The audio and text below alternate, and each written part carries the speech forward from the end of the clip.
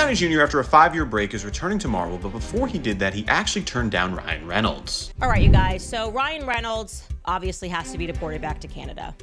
Once again, this is a way for the left and the right to come together, because no matter where you stand on the topic of mass deportations of illegals, we can now all agree that the moral crimes committed here by Ryan Reynolds against Justin Baldoni have amounted to high treason. So Robert Downey Jr. just made it clear he's not interested in working with Ryan Reynolds. Why? Because Ryan and Blake tried to set him up just like Justin Baldoni. According to the streets, Ryan approached RDJ for a cameo, but RDJ saw through the lies and managed to avoid getting himself into a dangerous situation. And well, it looks like the recent revelations about Hollywood's golden couple might have something to do with it. See, with Justin airing the truth about Ryan and Blake, other celebrities are joining the line as well, taking turns exposing the pair. Even Martha Stewart had something to say about Ryan as well. We asked Bilt's members what celebrities would be the most fun to hang out with. He's probably on the list just because he covers himself up in his movies and you don't see his face.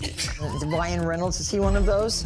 And you want to know something? He's not so funny in real life. Really? And now with RDJ joining Team Justin, it looks like Ryan and Blake are really done for. Just what did RDJ say? And does he know something the rest of us don't? Let's find out. So it looks like Robert Downey Jr. is Team Justin as well. According to the latest reports, back when Ryan was drawing up the list of actors who could make a cameo in Deadpool 3, he approached RDJ as well. And honestly, that makes sense because it doesn't get bigger than RDJ. Screenwriters Rhett Reese and Paul Wernick told People, "We had wanted him to do a cameo. We had written that scene to start with Happy and Downey." And so Ryan pulled out all the stops to get RDJ to agree to the cameo. He even read out the script to him, but guess what? RDJ turned it down. Robert Downey Jr., after a 5-year break, is returning to Marvel, but before he did that, he actually turned down Ryan Reynolds. Making the movie Deadpool and Wolverine, Hugh Jackman told Ryan Reynolds in 2021 he'd return as Wolverine after saying 4 years earlier he'd never come back doing the movie Logan. It was one of the most cameo-filled movies in history, where 45 different actors from both the MCU and the Fox universe returned for Deadpool and Wolverine. But one actor Ryan Reynolds asked to return for Deadpool and Wolverine was Robert Downey Jr., saying he wanted him to share a scene with Jon Favreau. Jon Favreau does actually have a very big scene in the movie Deadpool and Wolverine, but that scene was originally written with Robert Downey Jr. taking the main stage and Jon Favreau only being a small part of it. He even wrote the scene in 2018 just so it would make sense for Robert Downey Jr.'s character to be in there, because it does take place before the events of Avengers: Infinity War. When Ryan Reynolds approached Robert Downey Jr. with the script, he said he was completely shocked he got an instant no. The reason was Robert Downey Jr. was already in talks to return as Dr. Doom, but he couldn't tell Ryan Reynolds. Ryan Reynolds said he didn't know about that until it was revealed, but now is happy for him and said he wants to fight him in Secret Wars. According to Wernick, Ryan gave him the hard press. "We wrote scenes and Downey read the scenes, but what we didn't know behind the scenes was this Dr. Doom thing." But honestly, fans are not buying that excuse. See, the last couple of months have been eye-opening when it comes to Ryan Reynolds. And the cold hard truth is that he's just not the nice guy he pretends to be. Don't believe it? Well, you might want to hear out Candace Owens. She met up with a source who revealed that Ryan's actually the one who got this entire Blake and Justin mess started in the first place. Candace Owens posted to her stories saying she spoke to a source that claims Ryan Reynolds is the problem. She said the tip came from someone who allegedly worked on the set and said lately everyone is bashing Blake Lively, but apparently the true villain of the saga is Ryan. This person is alleging that everything started when Ryan Reynolds decided to stroll onto the movie set one day and review the dailies. This is an industry term for all the footage that they filmed for the day. And he also decided to take a look at the script, and between the two, something allegedly set him off. This person claims that the production assistants then overheard Ryan and Blake having an argument in her trailer. Ryan Reynolds started being on the set on a regular basis as if he were her chaperone, and that is when he started inserting himself into the actual production, including writing lines. And then she says the next part was alleged in their lawsuits that Ryan and Blake, perhaps in response to her husband's anger, began inserting themselves in the effort to change lines and change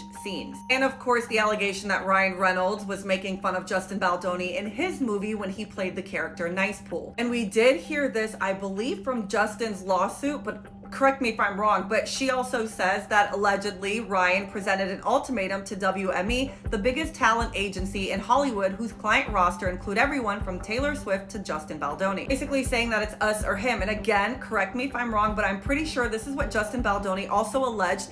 And I think he said it happened either at the premiere of It Ends With Us or the premiere of Deadpool and Wolverine. Obviously, she says we know what happens next. He gets dropped by WME. Wayfarer Studios had effectively been instantly blackballed, persona non grata in Hollywood instantly, and truly they had done nothing wrong but cast a woman into one of their movies with an allegedly very jealous husband. My source says that Justin Baldoni is legitimately a good guy who truly wanted to do this project, but he cares deeply about women issues. And she goes on to give what she she believes. She says, I think Blake was fine with everything in the movie she signed on for, hence not requesting an intimacy coordinator, and then all that changed the day her husband showed up on set and allegedly blew a fuse. She also believes that it was probably him that demanded Justin be put in the basement for the premiere. And no, Candace is not messing around here because Justin's lawsuit made the same allegations. According to the lawsuit on July 22, 2024, Lively, Reynolds, and other members of the film's cast attended the premiere for Deadpool and Wolverine. At the after party, Wayfarer was informed that Reynolds approached a senior executive at WME and expressed his deep disdain for Baldoni, going as far as to suggest that the agency is working with a bleep. And honestly, the fact that Ryan invited these people in the first place is raising all kinds of red flags. If he wants to go after you, he infests himself into every area of your life. And he did this Justin Baldoni. He's like, who are your friends, okay? Who owns the production company? Who owns the next movie script? I am going to infest myself everywhere. I'm gonna be doing your movie premiere. I'm gonna be doing promos and making fun of you. Right? I'm gonna put myself in the end credits. Like, this is like psychotic behavior. And that's just the tip of the iceberg. See, Candace is not the only one exposing Ryan. With the recent drama shaking up the industry, more and more celebs are stepping out of the shadows because what's the point of hiding when the public knows half the truth? There's Martha Stewart for one. She recently said that Ryan is not the funny guy the public thinks he is.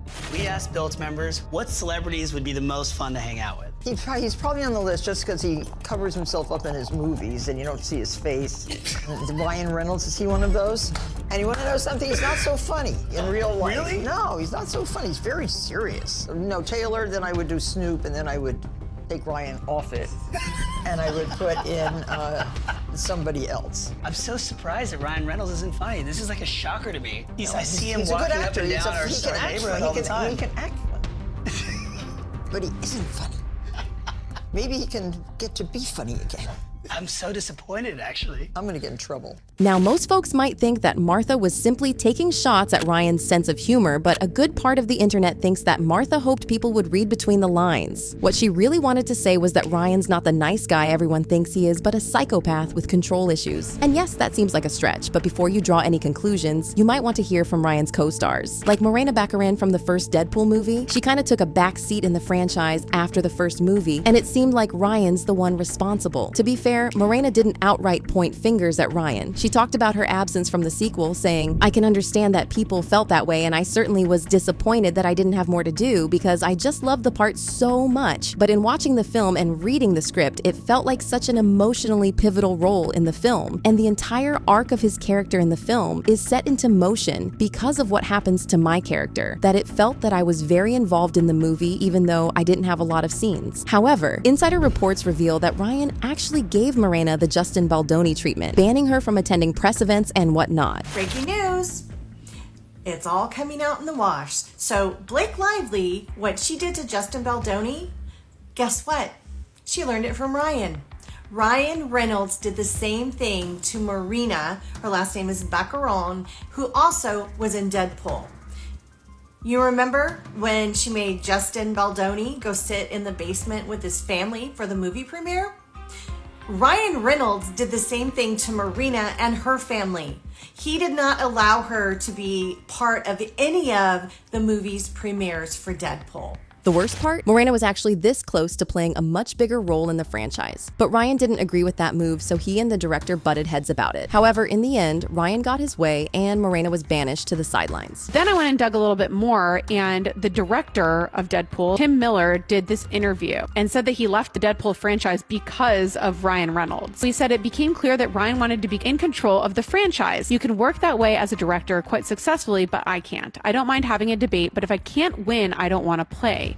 And I don't think you can negotiate every creative decision. There's too many to make. So Ryan's the face of the franchise. So if he decides that he wants to control it, then he's going to control it. Sounds familiar. Yeah, it does. And get this, Morena wasn't the only one who had to take a step back from the franchise because of Ryan. Remember TJ Miller? He played Weasel in the first two Deadpool movies, but most of the time he found himself from the outside looking in. And according to him, Ryan Reynolds' attitude had a lot to do with it. Back in 2022, Miller opened up on the Adam Carolla Show podcast, revealing revealing that his experience with Reynolds on set was far from pleasant. He described Reynolds' behavior as unsettling. As the character, he was horrifically mean to me as if I'm a weasel. So he was like, you know what's great about you, Weasel? You're not the star, but you do just enough exposition so that it's funny, and then we can leave and get back to the real movie. I would not have done Deadpool 3 if they came to me and were like, we want you to do Deadpool 3, and we're going to pay you twice as much. Now, of course, like most people, the question on Miller's mind was, why would Ryan treat him this way? Well, it turns out that the fame got to his head. But I think after he got super famous from the first Deadpool, then things kind of changed. I think he was like, see, you guys see? And then I think I don't know. I mean, would I work with him again? No. No. I would not work with him that again. much vitriol. But I've said that about Michael Bay, and now we're friends, and I would work with him again. But I think Michael Bay is different. And Michael Bay worked on a movie with Ryan Reynolds also. And so he has a very specific opinion. That may mirror of your Ryan own. Reynolds. And that was a good part of our last conversation with me and Bay. But I sort of wish him well because he's so good at Deadpool. And I think it's weird that he hates me. Miller also thought that once you peel back the layers, Ryan was just an insecure guy who found gratification in putting down others. You felt it coming from him. Everybody did. That's why it was awkward. Everybody was like, why is Ryan doing this? And the other weird thing is like, maybe he got, I think he's kind of an insecure dude. He's really nice, but I mean, his Twitter bio is showing you the parts of me that tested the best in focus groups. Mm-hmm. And I'm not sure that he's joking. So, I think that might actually be his real sentiment there. And it's not just him. Turns out his wife Blake Lively is no different. According to the streets, the actress is a control freak as well. And if you find that hard to believe, just take a look at Anna Kendrick. These two first got together for A Simple Favor in 2018. And recently, they got together again for A Simple Favor 2. But fans have a strong feeling that Anna did not want to work with Blake at all. Blake, what does it mean to be back with Anna? Oh, it's the best. I'm so happy. Anna, what does it mean to be working with Blake again? Oh, We're talking about you all day. Oh my God. Come on! Get it in selfie mode! The way Anna avoided the question had fans convinced that she wasn't happy about working with Blake, which is what insider reporters have been saying for a while now as well. Apparently, these two have been clashing behind the scenes. According to one source, there is a gigantic pink elephant in the room that no one is acknowledging. The backlash to the initial promo has been brutal. There are people protesting and refusing to see it. The source also said these movies are basically all Anna and Blake have in common. They have a working relationship, by no means a close friendship or bond. Last-minute talks are underway with executives as Anna would prefer to distance herself from Blake going forward. It was originally planned that the two would do much of the promotion together. That's what the studio requested, and Anna and Blake agreed to it. But Anna could go it alone over fears she will get caught up in the drama. Beyond this, Anna and the others do not anticipate any deep level of involvement. In fact, Anna is prepared to handle the promotion responsibilities alone. She would prefer this because she does not want to have to dodge questions about Blake's lawsuit or have every interview turn into a lively v. Baldoni Q&A session. Although Blake is obligated to promote the film, she retains the autonomy to determine the extent of her involvement beyond SXSW. They are now leaving this up to her to decide. But don't be fooled. Anna's not beefing with Blake because she's bringing too much drama on set. It's because Blake's a control freak just like her husband, who is dead set on trampling everyone around her. See, between the two of them, Anna is the biggest star, so it's only natural that she would get billing over Blake. But according to insider sources, Blake didn't let that happen. And it looks like the reports are true because the poster reveals it all. I just noticed something, and I don't know if I'm reading too much into it, but I just noticed that for the new A Simple Favor, I've been calling it A Simple Favor 2. It's supposed to be another Simple Favor with starring Blake Lively and Anna Kendrick. When I was looking at it, I noticed, and if you look at the poster, Blake Lively's name is like sitting up higher than Anna Kendrick's, but it's like off to the side up high. It doesn't make any sense. It looks so weird, but it's weird. Anna Kendrick's name is first, but then up higher and to the right of it is Blake Lively's name floating above her. And I looked at, they put out several different posters for this new movie coming out. They announced it's being released May 1st, and it's in all of them. So then I went back and looked at all the A Simple Favor movies previously. Not all of them, but the previous one. And it's not like that. It says Anna Kendrick's name first, and then Blake Lively is next. No, I just did a quick search, and Anna Kendrick's movies, the number of movies she's been in, has been 50. Blake Lively, 25. So she's been in half the movies. And gross, Anna Kendrick's movies have made just over $2 billion, and Blake Lively's have made just over $1 billion.